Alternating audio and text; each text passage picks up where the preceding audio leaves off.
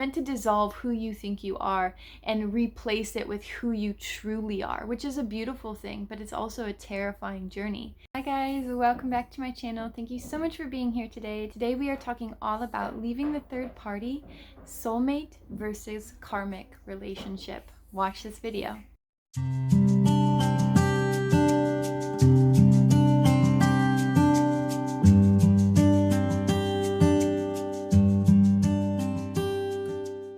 Alright guys, thank you so much for being here today. Welcome back. Today we are super excited to be sharing this video with you. It is all about leaving the third party when you're in a twin flame relationship. And we are talking mainly today about the soulmate versus the karmic, the differences you'll be able to realize and how to go about this situation, right? Because it's going to be different depending on the relationship that you're in. Now, first I want to talk about what a third party is, right? So if you're hearing this term for the first time on your twin flame journey, a third party is essentially any person, energy, program, anything that's coming between you and your twin flame, right? So third parties can be energies, they can be different wounding dynamics or different blocks. A third party can be a physical person. For most twin flames, third parties are going to show up in a lot of different ways, but a lot of twin flames, third parties will show up as soulmates or karmic relationships. Physically another person that you may be with when you meet your twin flame, right? Or it might be that you meet your twin flame and they are in another relationship. And so we want to discern a lot of times in these relationships, a lot of times we want to write off our twin flame for being with the karmic and just saying like, oh, it must be a karmic relationship. But not in all cases. In a lot of cases, you might be with a soulmate. And we're going to talk today about how you can tell the difference. But first, if you haven't already, be sure to hit the subscribe button, comment on this video, and hit the little notification bell so you can be notified every time we come out with a new video. Let's get into it. So, okay. When we're talking about a third party situation, the first thing that you need to know, which is very, very important, whether you are with the third party or your twin flame is with the third party, or maybe you both are, all of these scenarios are possible in the twin flame dynamic. So the first thing to know is that if there's a third party situation going on, it is because you are not ready to be with your twin flame, okay? Even if they are with the third party, you are still not ready to be with your twin flame if they are in the third party scenario. I know this is going to be a trigger warning. This is going to be a truth bomb for a lot of you, but there will not be things showing up in your reality if it's not for you.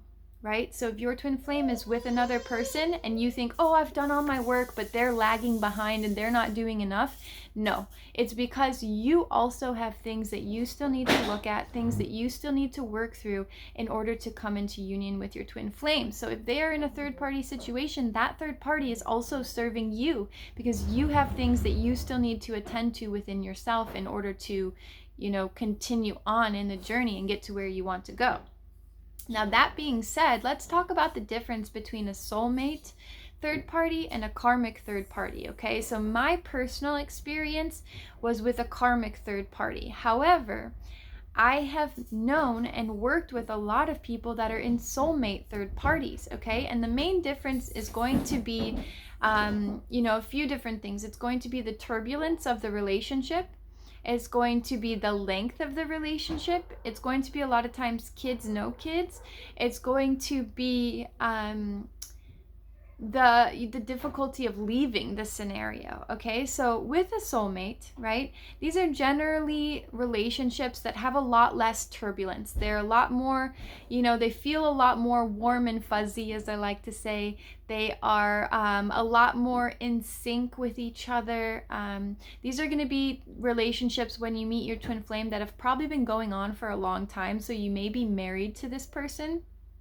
And you may have kids with this person. It's really common for us to settle down and have children with our soulmates because it's a nice relationship. It's a relationship that's not going to cause a whole ton of friction. So it's a very productive relationship for raising children, for like living in a long time, for building a life together. Those are very harmonious types of relationships.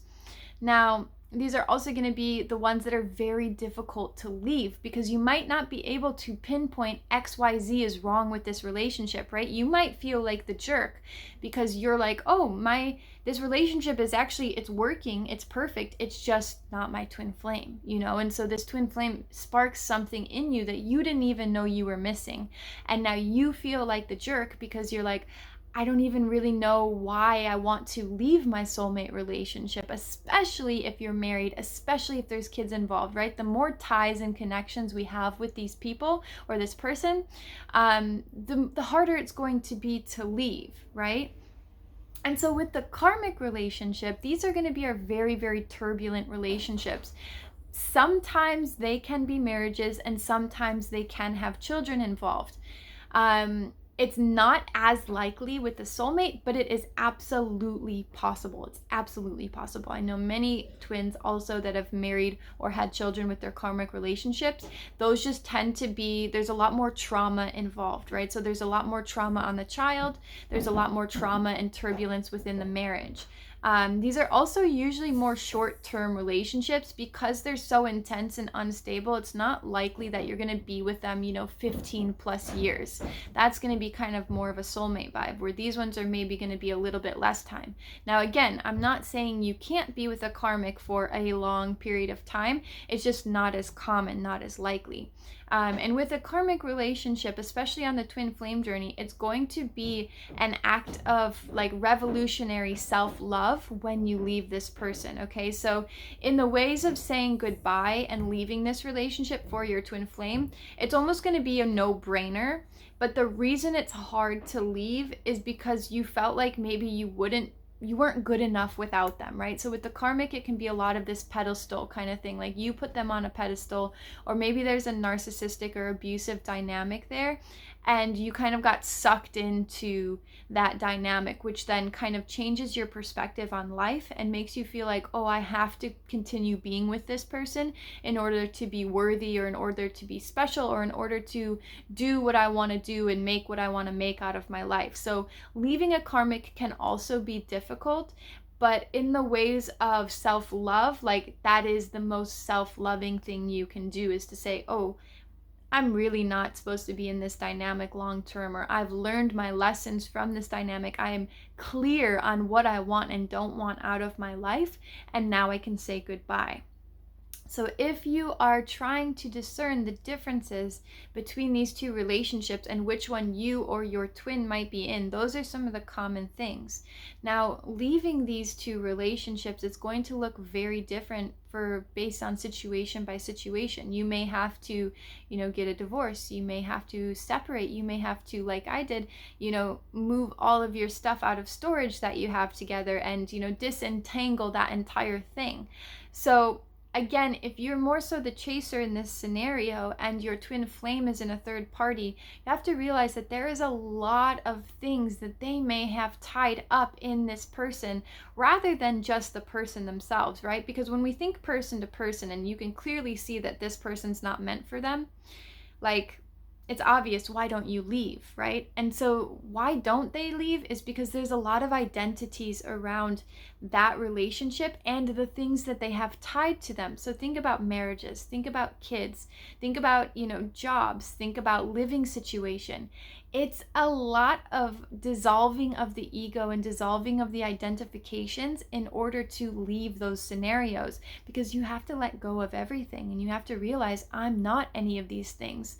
And the longer the relationship is, generally speaking, the harder this is to do, because it's the longer amount of time that you've had an ego identification around this identity of, I'm with this person, or I'm this person's mom, or, I have a whole life and a house and a dog with this person, right? So all of those things are completely heartbreaking in order to, lose them or say goodbye to them.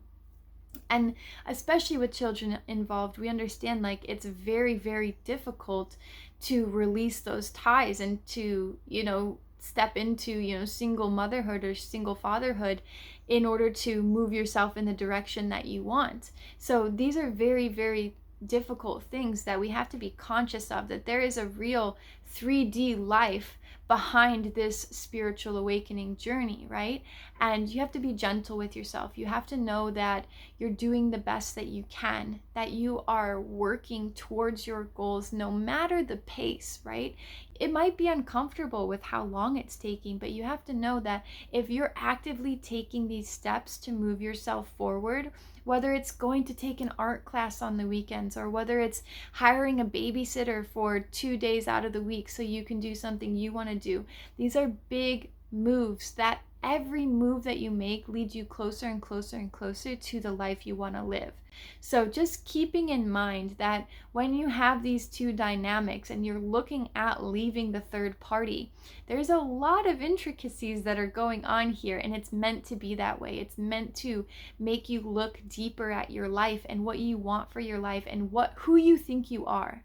It's meant to dissolve who you think you are and replace it with who you truly are, which is a beautiful thing, but it's also a terrifying journey. So are you ready to take the step? Let us know in the comments below. And if you want to do this amazing healing, awakening work with other people that are on the same path as you, other twin flames on the same aligned journey, we are taking applications for our beta program. It's a group coaching experience. We will be doing amazing healing modalities, practical tools to help you on your twin flame ascension journey. This is super, super exciting. We're doing it with my twin flame. So we've been creating this course together, and we are still taking applications to be a beta tester. So this means you get 50% off the original course tuition price. And it is a 4-month-long program. So we'll be all working together, group calls, all together for 4 months, expediting, catalyzing your journey, all the good things. And if you're interested in learning more or applying to be a beta tester for us, you can get the link in the description down below to apply. We'll review your application and you will be hearing from us. Make sure you get your application in before the end of October, because we are going to be starting the week of November 11th. So super, super exciting. We're looking forward to creating this magical group experience with you guys. I am just so pumped and so excited to be working with you. And we will see you in the next video. Thank you guys so much for watching. If you have any questions, put it in the comments, and we'll see you next time. Big love, Serena.